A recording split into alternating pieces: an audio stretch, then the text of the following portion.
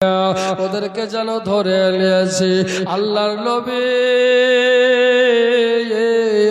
দয়ার নবী হাত তুললে, মাওলা রে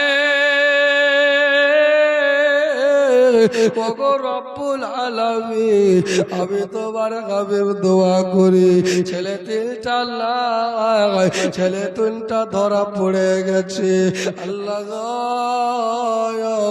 তবে আমি এতটুকু দোয়া করি, ছেলেগুলা যেখানেই থাক না কেন, ছেলেগুলা যেন ইমানদার থাকি। জোরে বলুন সুবহানাল্লাহ। এরা যেন ইমান হারা না হয়, ওরা যেন ইমান বাঁচিয়ে রাখতে পারে। আল্লাহর নবী দোয়া করেছে।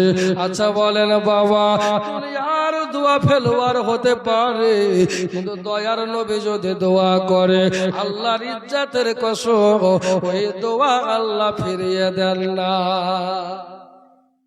বলেন সুবহানাল্লাহ। দোয়া আল্লাহ ফিরিয়ে দেয় না। আবার ভাই জানেরা, ওগো আমার জননী মা বোনের, আল্লাহর নবী দোয়া করলেন, সাহাবীরা দোয়াতে শামিল হলেন। সাহাবীরা আমিন আমিন বলল। এবারে ওই ছেলে তিনটাকে বাদশার দরবারে হাজির করা হলো। এবারে বাদশা যেন বলল, উজিরা আজকে রাতের বেলায় ছেলেগুলাকে একটা ঘরে ভরে দাও, কাল সকাল বেলা এদের বিচার হবে। ছেলেগুলাকে ঘরে ভরে দিল। এই তিন ভাই নবীর সাহাবে, বাচ্চা বাচ্চা ছেলে, এরা যেন রাতের বেলায় একে অপরের সঙ্গে কথা বলে, ভাইয়া রে যদি জান দিতে হয় তবুও জান দেব, তারপরে ঈমান দেব না। জোরে বলুন সুবহানাল্লাহ। এই বলে তারা ইয়ারাদা করেছে। আবার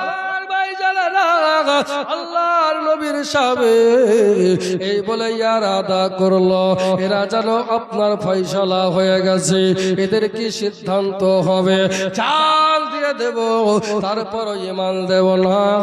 আপনার আমার মতন তো কমজোর ঈমান না। আল্লাহর নবী বলছে, সাহাবারা কেমন?